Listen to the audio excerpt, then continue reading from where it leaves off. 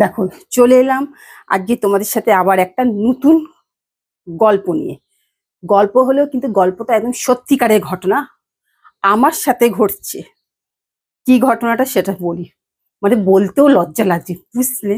মানে কিভাবে বলবো, মানে ভেবে পাচ্ছি না। আগে এই হাতের জামাগুলো রেখে দিই, কারণ সারা ঘরে শুধু জামা জামা। মানে কোথা থেকে শুরু করব নিজে বুঝে উঠতে পারছি না, নিজেরও খুব লজ্জা লাগছে।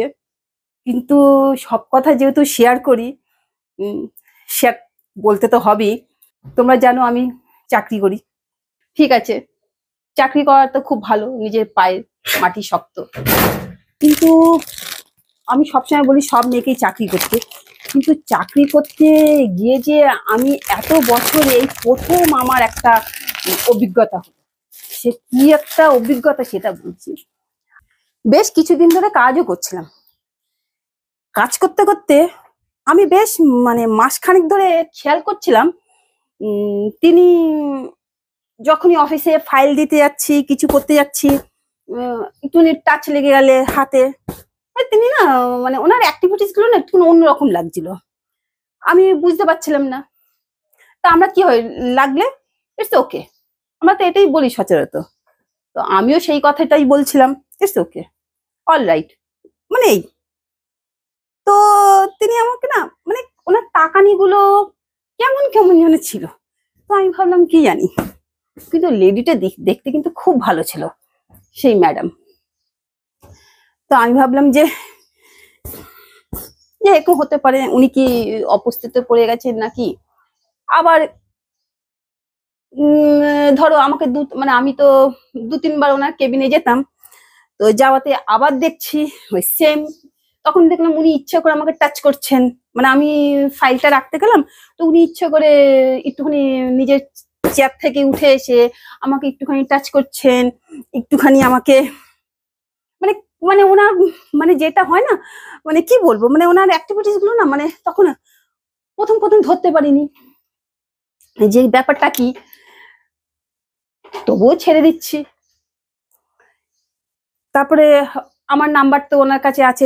একদিন দেখলাম উনি হঠাৎ রাত্রিবেলা আমাকে ফোন করলেন, তুমি কি খুব ব্যস্ত আছো? আমি বললাম না তো, আমি ব্যস্ত আছি, কিন্তু আমি তো একজন ফ্যামিলি মেম্বার, তো এরকম না, তোমার সাথে একটুখানি কথা আছে। তো আমি বললাম কি কথা? তো তুমি একটু পারলে রাত্রিবেলা আমাকে ফোন করো। আমি বললাম অফিসিয়াল কোনো কাজ? তখন বললো না, অফিসিয়াল না, পার্সোনাল। তখন আমি বললাম ঠিক আছে, কেন একজন লেডি বলেছে পার্সোনাল কোনো কথা। তো আমি বললাম ঠিক আছে, আমি রাত্রিবেলা ফোন করবো। আমি যে খুবই কি ব্যক্তিগত কথা? বললো হ্যাঁ, একটু ব্যক্তিগত কথা। তো আমি সত্যি কথা বলতে গেলে কি, যেহেতু ওনাকে আমি অফিসে যাতায়াত করছি বলে চিনেছি বলে, সেই জন্য আমি অত মানে ফোনটা করতে না দ্বিধাবোধ করিনি। ঠিক আছে, উনি যখন আমাকে বললেন রাত্রি 12টার পর ফোন করতে, তো ঠিক আছে, কিন্তু সচরাচর আমি রাত্রি 12টার পর ফোন করি না, কারণ নিজের সংসারে এত কাজের চাপ থাকে।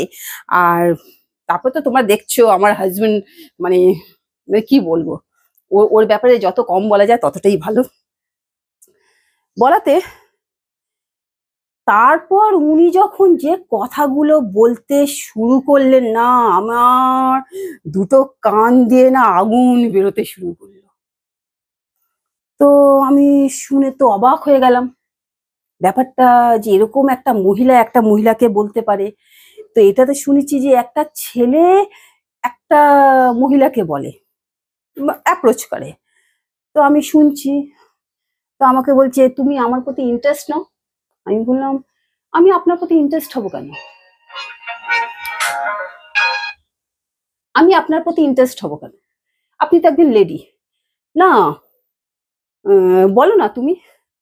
তো এরকম আমাকে বলছে, না আমার তোমাকে খুব ভালো লাগে। তো আমাকে যখন এই কথাটা বললো, আমি তখন বললাম আমাকে তো সবাই ভালোবাসে, আহ আমার আশেপাশে আমার বন্ধু বান্ধব, আমার পাড়া প্রতিবেশী, আমাকে তো সবাই ভালোবাসে, আমার ফ্যামিলি লোক। তো আবার নতুন করে কথা, মানে তখন বলছি না ওই ভালোবাসা না, না একটা ছেলে মেয়ের মধ্যে যেটা হয় সেটা আমার আর তোমার মধ্যে হবে। আমি তো শুনে অবাক হয়ে গেলাম। আবার আমি বললাম যে, তখন আমাকে না খুলে ব্যাপারটা বললো যে আচ্ছা তুমি লেসবিয়ান ব্যাপারটা জানো? আনছি লেসবিয়ান ব্যাপারটা আনছি, হ্যাঁ শুনেছি, কিন্তু না তোমার আমার মধ্যে না খুব ভালো জমবে। যখন আনছি ম্যাডাম আমি ম্যারেড, আমার ছেলে মেয়ে আছে, মানে যত ওকে আমি বলছি সে কি কথা শোনে? যত বলছি সে কি কথা শুনে? তার তো মাথায় কি বলবো, সে মাথায় ভূত ঢুকেই আছে। সে না আমার তোমাকে খুব ভালো লেগেছে, আমি তোমার তোমার প্রতি এতটাই, মানে যাই হোক সে রাত্রিবেলায় ওকে বলাতে তো মানে আরো অনেক অনেক অনেক অনেক কথা বলেছে, মানে যেটা স্বামী স্ত্রীর মধ্যে কথা হয় সেটা, মানে ও ওই কথাগুলো আমাকে বলছে। আমি তো শুনে টুনে তো আমার তো ও যত বলছে আমি ফোন কেটেও দিতে পারছি না, আমার কান গরম হয়ে যায়। তখন আমি সবার লাস্টে বললাম ম্যাডাম আমার না খুব ঘুম পেয়ে গেছে। তখন আমাকে বলছে হ্যাঁ তোমার মধ্যে সেক্স সেক্স বলে কিছু নেই। আমি তখন মনে মনে ভাবছি, মনে মনে ভাবলাম এই তোর সাথে আমি সেক্সের কথা আলোচনা করবো কি? ধুৎ, ও তখন আমি বলছি লেসবিয়ান তো না, তোর ল্যাজই নেই, তুই ল্যাজবিহীন একজন মহিলা। মানে আমি তখন মনে মনে এই কথাটা ভাবলাম বলে খুব ঘুম পাচ্ছে। তখন ফোনটা কেটে দিল। পরের দিন অফিসে গেছি, পরের দিন আমি ওনার দিকে তাকাবো কি তাকাতে যাচ্ছি, মানে আমার তো ওনার ওই কথাগুলো মাথার মধ্যে ঘুরছে। তো সত্যি কথা বলতে গেলে কি আমি 2 দিন অফ করে দিয়েছি, মানে আজকেও আমি অফ করে দিয়েছি, মানে আমার ওনার ভাবতে পারছি না, বুঝতে পারছি না। তো আমি ঘরে নিজের বাড়িতে সবার সাথে আলোচনা করেছি, মানে আজকেই সকালবেলায় সবার সাথে আলোচনা করেছি। আমি যে আমি না এই অফিসে কাজ করতে পারবো না, আমি বুঝে গেছি আমি পুজোর পরে যেভাবে হোক এই অফিসের চাকরিটা আমি ছেড়ে দেবো। আমি ঠিকই করেছি, আমি কাজ করতে পারবো না, আমি পুজোর পরে এই অফিসের চাকরিটা ছেড়ে দেবো। কারণ কি, যে এসছে তাকে তো আমি হাঁটাতে পারবো না। কারণ আমি যদি ওনার কথা যদি আমি বলি চট করে কেউ বিশ্বাস করবে না। কেন, একটা মহিলা একটা মহিলার নামে নিন্দে করছে, লোকে এটাই ভাববে। আচ্ছা দেখো, আমি তখন বললাম দেখো তার থেকে বরঞ্চ আমি এখান থেকে কেটে পড়ি, ওরা যা ভাববে ভাবতে দাও।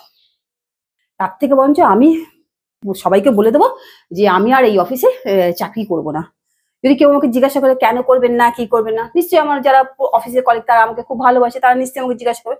আমি বলবো না গো, আমার ঘরে সংসারে প্রচন্ড কাজ, বা কিছু মানে আমি মানে একটা কোনো একটা একটা এক্সকিউজ দিয়ে দেবো। আর না হলে বলবো যে আমি এর থেকে বেটার কোনো অপশন পেয়ে গেছি, মানে এই বলে আপাতত আমি চাকরিটা ছেড়ে দেবো। মানে আমার এটা হচ্ছে প্ল্যান। তোমরাই বন্ধুরা বলো আমি ঠিক করছি না কি ভুল করছি, আমি তোমাদের উপর ছেড়ে দিচ্ছি। তারা বুঝতে পারছো? মানে আমি একেতে ঘরের কাজ হচ্ছে, তার উপর এই যে মানসিক চিন্তা, আমাকে বলে না মানুষ শান্তিতে কেন ঘুমাবে, এ তো আমার রাত্রে ঘুমটা উড়িয়ে দিল। আমি যে দিনের বেলায় যেই জায়গাটা কাজ করতে যাব সেই জায়গাটাতে এতদিন আমি খুব শান্তিপ্রিয়ভাবে কাজ করছিলাম, এখন সেই জায়গাটা শান্তিপ্রিয়ভাবেও কাজ করতে পারবো না। তো যেই জায়গাটা আমি শান্তিতে কাজ করতে পারবো না, তার থেকে আমার কাজটা স্টপ থাক, আমি অন্য কোনো বেটার অপশন পেয়ে যাব। কিন্তু তারা বলো, মানে আমার যে জিনিসে মাথার ঘুম কেড়ে নেয়, শান্তি কেড়ে নেয়, আমার মনে হয় তার থেকে দূরে সরে থাকা ভালো। তো বাকিটা আমি তোমাদের উপর ছেড়ে দিলাম, তোমরা বলো। আমি ওকে বলেছি, এখন তো সবাইকে তো কথাটা বলতে পারছি না, নিজেদের ঘরের মধ্যে যখন মাঝে মাঝে কথা বলছি, আমি যে ওই ল্যাজবিহীন, মানে ওর নাম দিয়েছি, ও লেসবিয়ান বলছিল, আমি বলছি ল্যাজবিহীন। মানে বুঝতে পারছো আমার অবস্থা কি? আমি এখন কাজ করি, না হলে মাথার মধ্যে ওই কথাগুলো না আমার মাথার মধ্যে ঘুরছে, আমি পাগল হয়ে যাচ্ছি। এতদিন পরকিয়া পরকিয়া শুনছি, মানে মেয়ে মেয়েতেও যে এরকম ঘটনা হয় বা ছেলে ছেলে তো এরকম ঘটনা হয়, আমার আইডিয়া ছিল না গো, এতটা আমার একদম আইডিয়া ছিল না। মানে কি বলবো, ঠিক আছে, এই কাজগুলো না কমপ্লিট করলে না আবার রাখতে দেখো, আবার ওই এইগুলোকে আবার ওখানে রাখতে যাচ্ছি। ওই ল্যাজবিহীন আমার মাথাটা একদম পাগল করে দেবে। আমি তাহলে ওই ঘরে এই সব জিনিসগুলোকে নিয়ে ওই ঘরে যাই, ও এইগুলোকেও নিয়ে যেতে হবে। যাই, টাটা।